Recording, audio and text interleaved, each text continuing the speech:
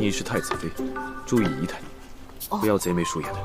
老大，你待会儿罩着我的。现在知道求我了。关键是我那个小宝贝我都没怎么记下来，万一露了馅儿，我死得惨惨的。知道就好，一会儿看我眼色行事。好。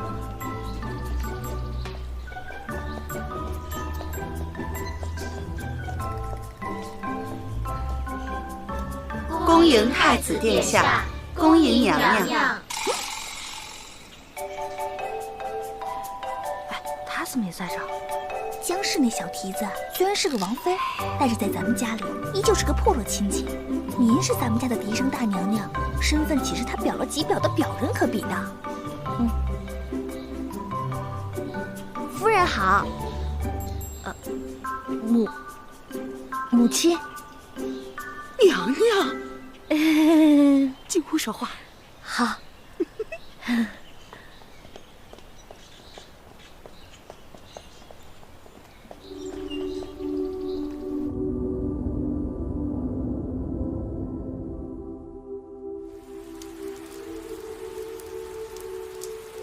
我没有想到，你竟然也回了张府。虽然短短数日不能与殿下相见，可是对臣妾来说，就是恍若隔世啊。我来见你，也是为了告诉你，在张府这2日，万万要谨慎，除非有要紧之事，不然就别再与我相见了。太子，这一整日您都对姐姐百般照顾，你们2人几乎形影不离。太子殿下，您是否真的被他迷了心窍？我不信，也不喜欢鬼神之说。许是我多心了，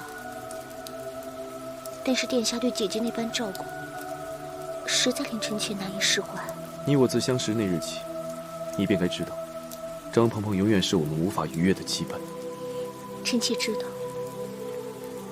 太子殿下，我只想问您，还记得您对臣妾许下的诺言吗？记得。还请太子殿下尽快兑现承诺。此事是最急不得的，越急越会滋乱阵脚。映月，你万不可生焦躁之心，更不可行出格之事。映月知道。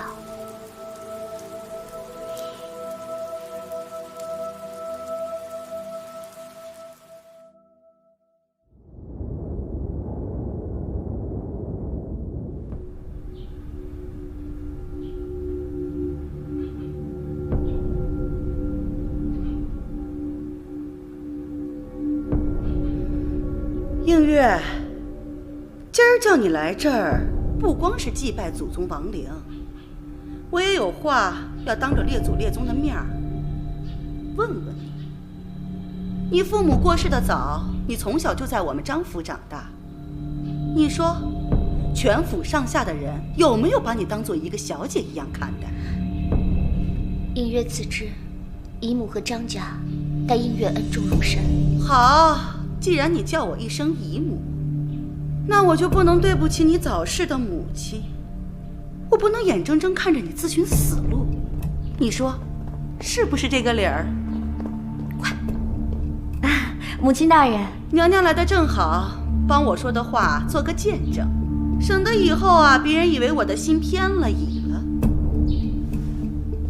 这么对待一个小姑娘，太不人道了。不行，我不能袖手旁观啊！我是一纯爷们儿。母亲大人，江妹妹不管犯了什么错，也不能这样责罚她呀。我这责罚算轻的了。映月，那日在太液池娘娘落水一事，你是要负全责的。我不管你是有心还是无意，她既为你的姐姐，你就应该时刻敬重和保全她才是。那日我也没怎么着，再说我自己也不是很在意。母亲，您就不要这样虐待江妹妹了。哎呦，江妹妹！太子殿下驾到！太子吉祥！岳母大人，江氏乃赵王的妃子，您这般责罚，恐有不妥吧？太子殿下自己也说了，这映月是赵王的王妃，您插手来管此事，恐怕也有些不太妥吧？我自幼便与映月相识，一直把她当作妹妹看待，恐怕这不能算是插手吧。本是一起长大的孩子，以兄妹相称自然是好事，可毕竟男女授受不亲，况且殿下和映月又都各自婚娶，我是怕这越是亲近的兄妹之情，越会让殿下您遭受非议啊。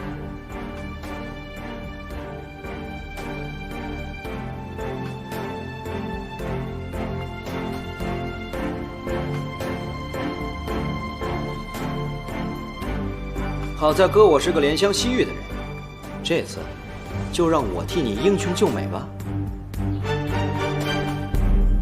母亲大人，归宁呢本来是件高兴的事情，你说这江妹妹在这跪着，一直让祖先看着也不太好，祖先们都累了。母亲，这倒是，那就看在娘娘的份上，让列祖列宗歇歇。时候也不早了，该用午膳了，都散了吧。都散了，都散了，都散了吧啊！太子殿下，咱们也好些日子未见了，那就请移步正厅，陪我这个老人家叙叙家常吧。